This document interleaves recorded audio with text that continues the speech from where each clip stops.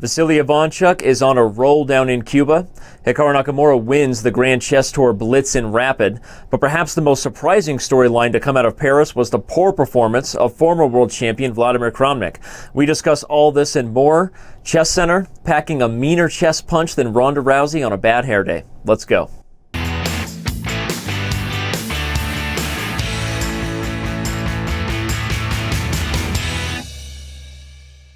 No rest for the journeyman to Chess.com known as Peter Dockers, joining us live from what is likely his hotel room in Leuven, Belgium. Peter, tell us how the first leg of the Grand Chess Tour Rapid and Blitz shaped out in Paris. Yeah, hi Danny. Yeah, I came here with the players' bus actually on Monday. Everyone was traveling in a bus from Paris to Leuven. Quite a nice trip actually, because Anish Giri was doing some great impersonations. And now in Leuven, Belgium, where the second leg will start. But yeah, let's talk about the first in Paris.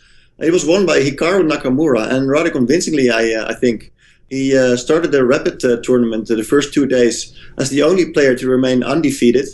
And then in the Blitz, only him and Magnus Carlsen, it was basically a two-horse race between them. And despite losing both games to the world champion, actually, both Blitz games, Nakamura managed to win the tournament. So a great result. And here's a little clip where we can hear his reaction about the tournament.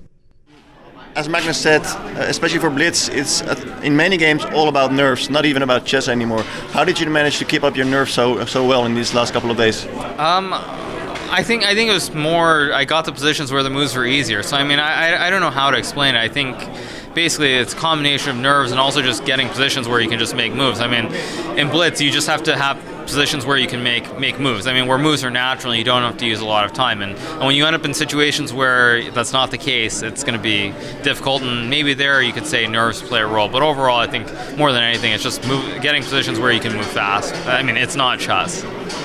Fantastic interview, Peter.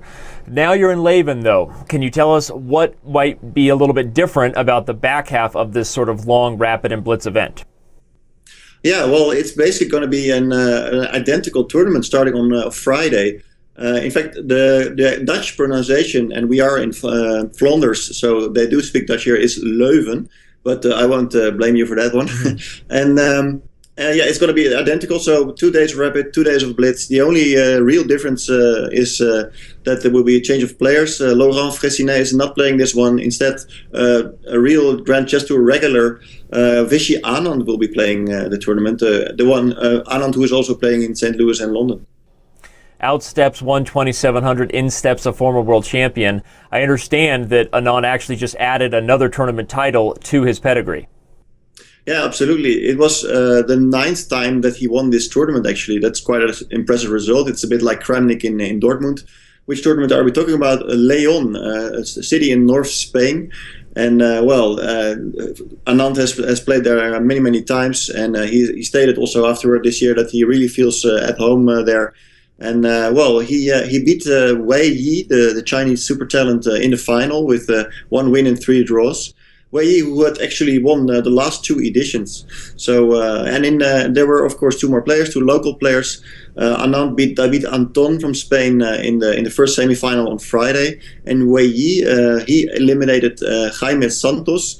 He is actually an IM, and he's from Leon, so that was the local hero. Very nice for him to play there.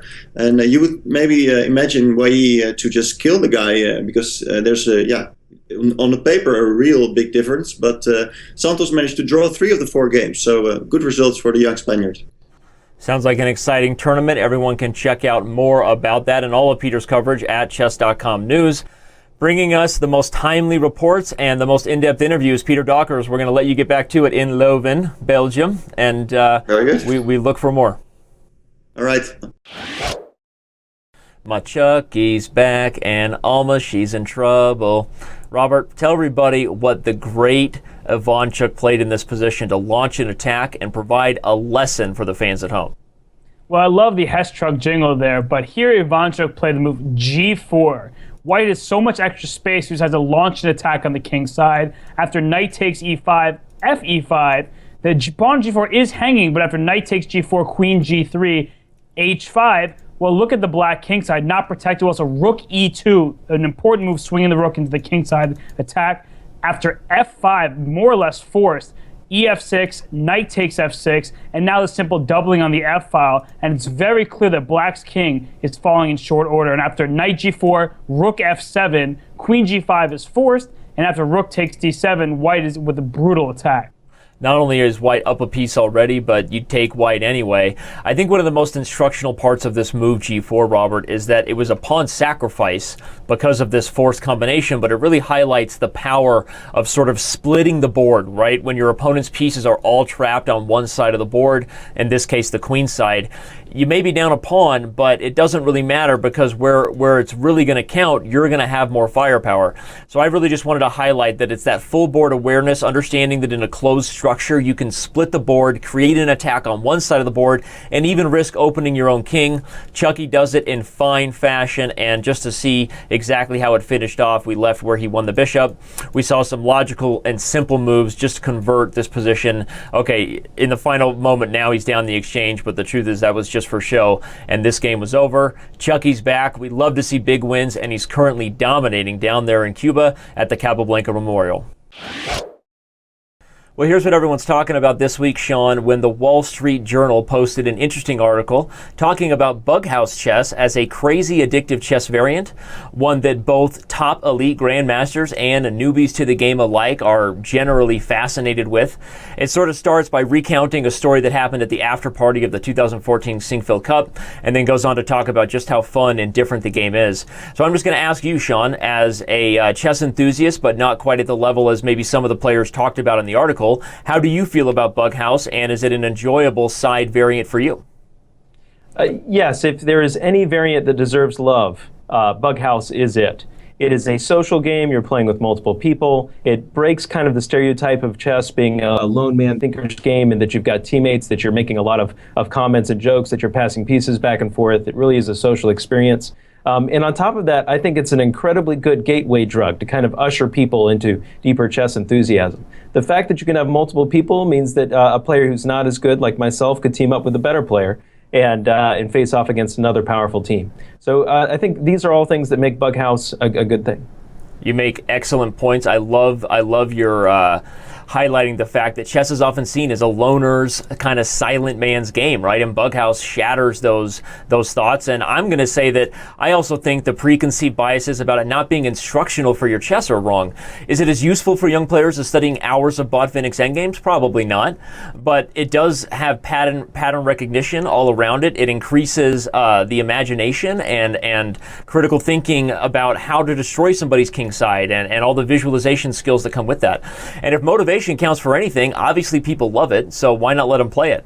I'm going to end our segment here, Sean, by releasing a little info maybe you don't even know that I've already spent time product specking, designing, and helping with the functionality of what will be Chess.com's Bughouse platform. Eric might be mad at me about that, but hey, right, the boss can take it up with me, and Sean, maybe you can even be my first teammate. Danny, I hate to say this, but I've got Aronian over here on speed dial, so we may have to crush you and your other opponent. Yeah. I can't wait for the first Bughouse death match, I'll tell you that. Believe it or not, the world does not completely revolve around what happens between Carlsen and Nakamura on the Grand Chess Tour. There are some other events and matches taking place, and here to tell us all about them, of course, FIDE Master Mike Klein. That's right, Danny. Let's take the train over to Eastern Europe, and in Prague, top Czech Grandmaster David Navarra played another one of his patented short matches. He's got a great sponsor that allows him to play a lot of these. This one was against Hungarian talent Richard Rapport, and after the first three games were drawn in the final game, Richard Rapport played the Alekhines defense for the second time, and this time won the game and the match 2.5 to 1.5. Also of note, Danny, on site in Prague doing some reporting for the match was a now Mohawked Timur Gariev. Why is that important? Well, it's the same city that he's going to attempt to break the all-time blindfold record in later on this year. Yeah, I think the only thing more exciting than Timur's attempts to break blindfold chess records is his hair. Speaking of exciting things going on this week, though, we have Russia versus China, the friendly match that they've now done a few times. But this year, we'll see if Russia can survive without many of their top-rated players, right? Right. Specifically, Danny, they won't have Sergei Karyakin. Recall that last year, he beat the entire Chinese team while his teammates were able to just sit in the boardroom and watch. A more traditional format this year. 5 men and 5 women for each team. Most points wins. Very simple format. I looked at the lineups. Sure, the top Russians aren't there and the top Chinese aren't there, but still a lot of 26 and 2700s. By the time we have the next Chess Center, we will have the result of the match, which ends on June 15th. That'll be exciting. Can't wait to see who wins between those two superpowers. Before we let you go, give us an update on this year's Capablanca Memorial. It's a good question, Danny. They tend to rotate a lot of new players in, except for the Cuban nationals. And this year, through 5 rounds, Vasily Ivanchuk is on top with 4 out of 5. How did he get there? Well, pretty simple formula. His 2 wins, or 2 of his wins, I should say, are against the 2 Cuban players who are now mired in last place. Also, there's a B group, and Jeffrey Xiong, the U.S. Grandmaster, is currently leading with 4 out of 4. With the thaw in U.S.-Cuban relations, we may be able to see more Americans playing in tournaments in Cuba soon. Glad to see Chucky there. I feel like we haven't had a chance to say his name in quite some time. We will see you in no time at the end of this week's Chess Center. I couldn't be more excited, Danny. Joining us now live from Norway is Jan Ludvig Hammer. He is Norway TV2's chess personality, the man who covers pretty much any event that Magnus Carlsen plays in. And that's exactly what we're going to ask the Hammer to do here. Jan Ludvig, as we look ahead to Leuven, Belgium in the second half of the Grand Chess Tour's Rapid and Blitz, first, could you maybe speak to how things went in Paris, maybe how the world champ plans to right the ship, and on Magnus's general frame of mind moving into the second half of this sort of long Rapid and Blitz event? Well, we know Magnus's frame of mind because he tweeted meltdown. So he feels that things went really awry in Paris, but still he made second place. And that's pretty decent. Yeah, and he did own the head-to-head matchup against the American who ultimately won that event in the Blitz portion, 2-0 against Hikaru. Do you feel like that might propel him to feeling even more confident and really ready to go now as the gates open in Leuven? I think he disliked losing a rapid time control event to Hikaru. Because Hikaru is well known for being good at this, but Magnus believes he can beat anybody. And so he's very happy he won 2-0 in the Blitz portion of their games, but he's dropping too many points against other players, and he really will need to come back and to actually prove that he is better than Hikaru also in Blitz and Rapid over a longer stretch of time. Yeah, it would be a little bit surprising, I think, for Magnus that Hikaru was overall a little more consistent against the rest of the field, right? Speaking a little bit to Magnus's tough results, he lost this game after being up a full queen against Wesley So. And because it's Rapid and Blitz, do you feel like maybe there was just a little bit of an emotional hangover or hard for Magnus to let that one go and move on? I think it's the worst possible way to start a tournament. He was literally a queen up. He had 2 queens against Wesley and lost on time. And that's just such a beginner's mistake. It shouldn't happen, but it did. He managed to strike back brilliantly. He made lots of points during the next couple of rounds. So it seemed like he recovered. But in the Blitz, when his form was faltering and he was kind of not getting the results he wanted, your mind easily slips to that first round thinking, had I only not done that mistake, I wouldn't be trailing, trying to catch up with Hikaru. I would actually be leading. Right. Well, he joked and kind of made fun of himself that he did well enough in the end to give himself whining rights, and maybe he did well enough to, as you predict, really right the ship in Leuven, Belgium and take first this time. Thank you to Hammer for joining us. In Norway, men want to be him, women want to be with him. He is Norway TV2's chess personality superstar. We look forward to having you on Chess Center more as we build up momentum to the Karyakin-Carlsen World Championship match in November. I'm happy to talk to you, Danny. Scoring 1 out of 9 and having one of the worst Blitz tournaments of your life. Not the way Vladimir Kramnik wanted to talk about his experience in Paris for the Grand Chess Tour. Robert, what can we say about the former world champion's performance? Well, Kramnik had a performance that would make a sandbagger proud. He was just losing every single position, including this one where he's in a queen and opposite color bishop ending up a pawn. A move like queen e3, for example, secures an easy draw, no problem whatsoever. Instead, he played bishop g3, allowing bishop d5, which threatens a checkmate in one that cannot be stopped. It's ridiculous, right? And I think from Peter Docker's reporting on site, what Kramnik missed is that moving this bishop did not hang the h5 pawn. I say that because Big Vlad hesitated before he played queen e8 check, almost as if he realized in that exact moment against Hikaru Nakamura that he was not going to be able to take on h5. He tried to play a few more desperate checks to maybe save face amongst his competitors, but this horrific blunder with bishop g3, losing an endgame where you're the one up a pawn, goes down as probably his worst loss from that Sunday poor performance, and unfortunately for Big Vlad, takes our blunder of the week. To kick off this week's episode of Time Trouble Mike, unfortunately, the bad news continues. With everyone's thoughts and hearts already with those at Orlando, we had another tragic death hit the chess world. International master Danny Kopech is no longer with us. Mike, what can you say about the man who was? Well, sad that he passed when he did, but he was Scottish champion in 1980. He got a PhD in machine intelligence, and he had an opening named after him. So he crammed a lot into his life. We're sad to see him go. Since the Cardinals installed a chess set in their locker room, they are now 5-0 in their last 5 games. They're back in it. Do you think my Atlanta Braves should copy that strategy? I think your Braves are going to need a little more than the clubhouse strategy of Mike Matheny to turn things around, but I would agree that it probably couldn't hurt. How super nerd am I, Mike, that I'm actually excited about the hologrid chess set coming out sort of in honor of the infamous bar scene from Episode 7 in Star Wars? Well, Danny, if you saw the last movie, you're hoping that got something good coming out of it. Hopefully that game is better than the feature film. Do you think now, Danny, that there's just too many events going on around the world, and with all the travel that some top players are suffering from fatigue? Look at the events going on in Paris and maybe Leuven to continue. Players who came right off Shamkir are not very well rested. Their results are showing it. And I actually have the voice of a little birdie in the top 10 that kind of agrees. There's just too many top-level events going on right now. Former Super GM Hjartarson won the Icelandic Championship. Every time an old guy like this performs, it reminds us of Korchnoi, and I'm sure he smiles on. Would you agree?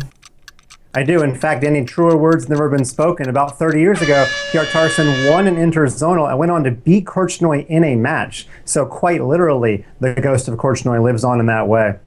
And what about this Korchnoi tributes that we saw all over the web and on our site in the last week? Danny, what was your favorite? I got to give it to my man Simon Williams. His spicy chess tribute was spicy, and he really pays tribute to the most stubborn defender of all time. And speaking of stubborn defense, Mike, you always defend your answers to my questions in Time Trouble, even against the clock racing down. We thank you, and we'll see you next week. Hologram Mike is out.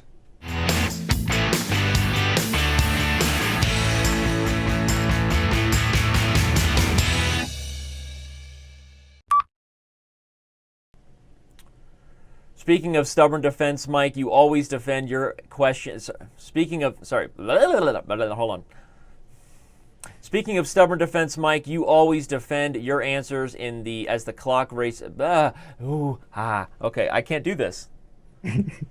Come on, hologram, Danny. You got this. Robert, what can you say about Vladimir Kramnik's terrible blitz showing?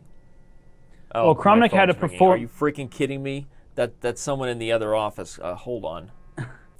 After maybe his worst blitz performance ever, Robert, what can we say about former world champion Vladimir Kramnik? I mean, quite frankly, he played like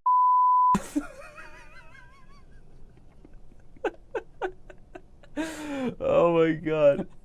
Not allowed to say that, huh? Not allowed to say that. Get your audio warm-ups in. Yellow River Red Ribbon. Eastern Europe, Lito cheese, Lito. Grisha. Okay.